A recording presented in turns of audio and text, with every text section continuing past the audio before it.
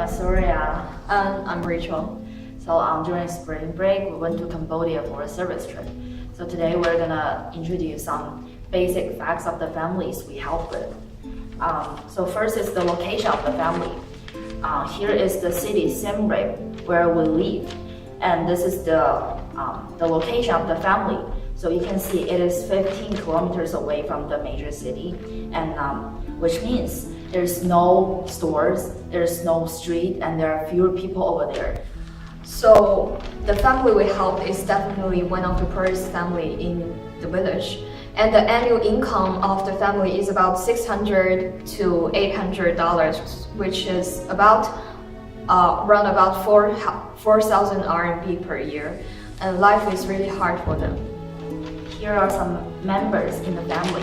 There are 6 members in this family, and only one male, who's the father of the family.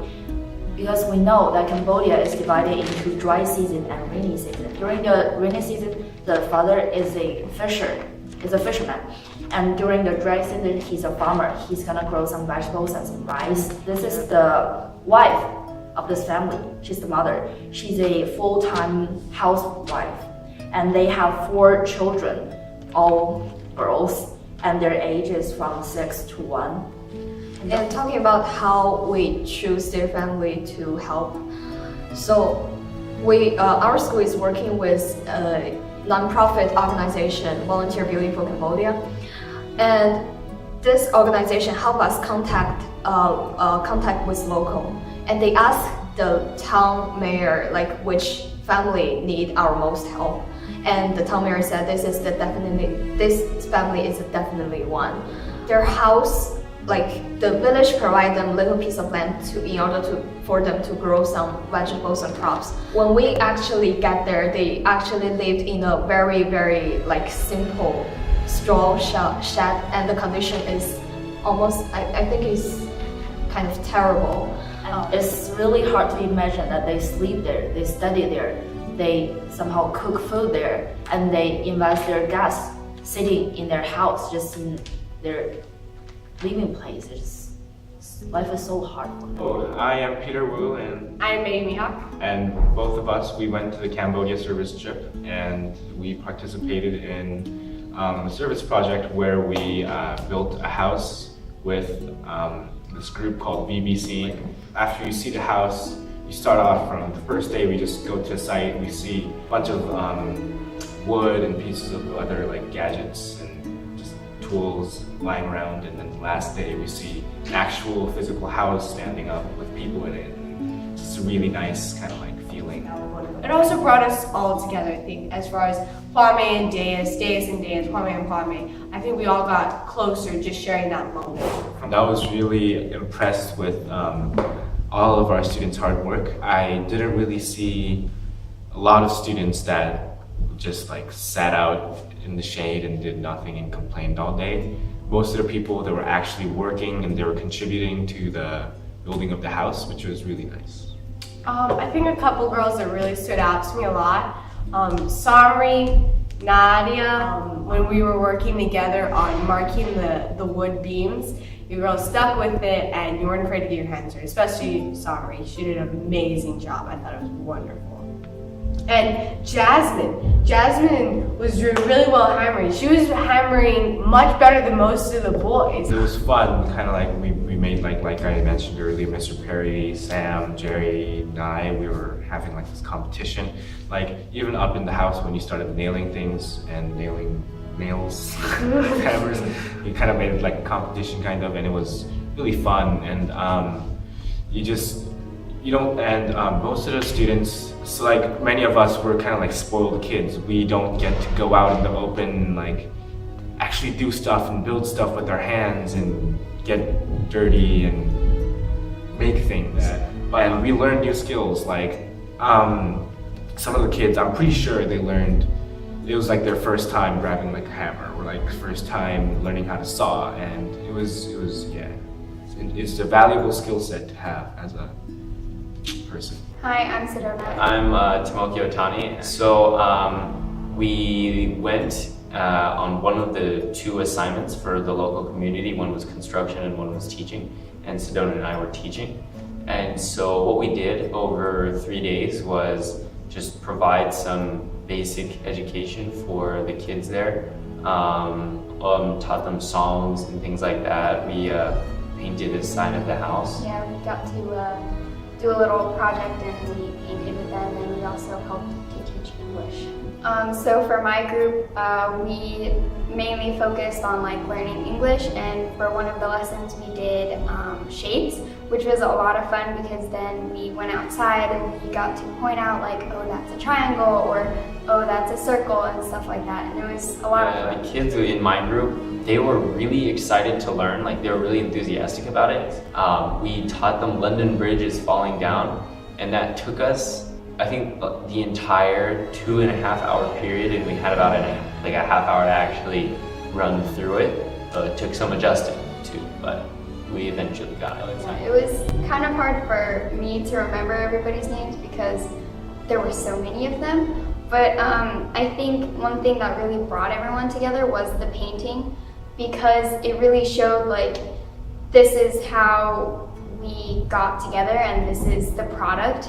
And I think the idea to paint it and the whole like brainstorming of we're gonna have a tree and the roots and everything, the base of the tree is going to be the teachers, and then the leaves are going to be the students, because we help the students grow and like we give them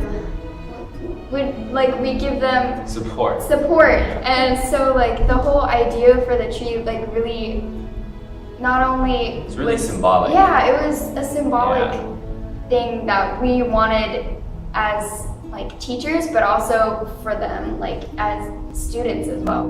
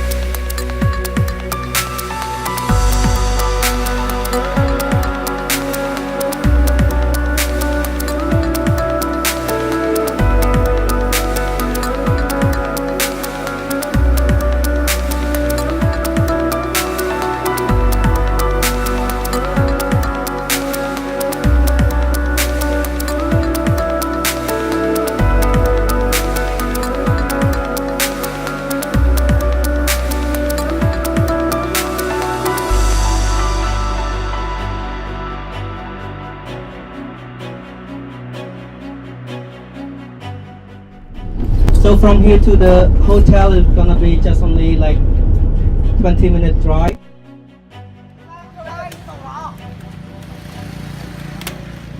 See you all at the temple.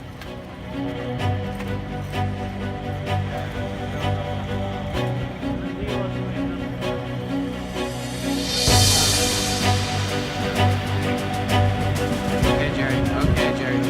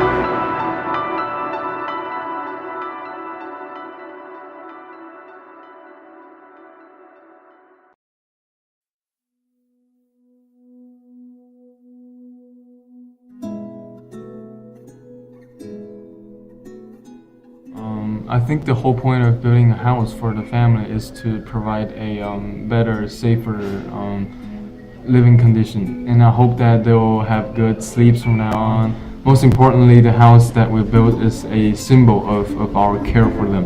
And this trip also changed me. And now I've learned skills. And the house also let me know how happy it makes me to help other people. It has made me realize that the true happiness comes from giving care to other people. Accomplishing this building a house service project mainly changed me by providing the importance of being positive, patience, and perseverance. While we were all worked together, we had to patient and worked hard to build the house, and with sawing, hammering, chiseling, and drilling the woods. In this process, staying positive by imagining the final house we would make really helped to maintain the work hard. So I hope that the house we built will give the family more of a sense of security, and I also hope that with this very basic need of life taken care of, the family will be able to focus on other things to improve their standard of living, such as education for the kids. And I hope that the family will be able to sleep without worrying about the rain and other natural things as things they were not protected from while living in the straw shed. And I hope that the daughter can come to an actual home from school. And this project really put things into perspective for me, and I have become more thankful for the things I used to take for granted. And it also made me return to Cambodia in the future or other less developed countries to help the less privileged. And sure, I won't be able to build a whole house for a family, but I'm sure there are ways I can help out. I hope the house we built and the things we donated can really reduce the family's burden of make a living, and maybe they can put some extra money in education. Like for me, their eldest daughter seems really pretty and smart, so I really want her to go to school and receive some education and maybe help her family to move out the really simple little house we built for them and have a much better living. And for me, the project itself made me believe that if we want to do something, we can. I'm amazed that none of us give up because of the hotness, and like none of us went horseplaying or just fool around there. We actually all worked, and because we promised that we are going to finish the house in 3 days, we did it. I think the most important thing I learned in Cambodia is definitely a new attitude towards life. Going through Cambodia, I saw a lot of children and a lot of people, and I saw what kind of conditions they were living in, mostly very small houses without any plumbing or electricity or modern technology. So I was thinking how their attitude towards life would be before I met them, and I assumed that they would be all grumpy and everything. But then when I actually met them, I discovered that they were actually the friendliest people I've ever met.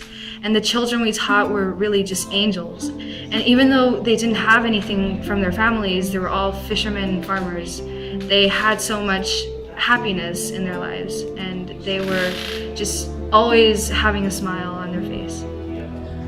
So being in Cambodia, I realized that there's a big difference between being poor and being unhappy. For example, the acrobats that we saw at the circus all were, acrobats because they came from poor families. But you could see that, to the contrary to what people might think, these people were overwhelmingly happy about what they were doing.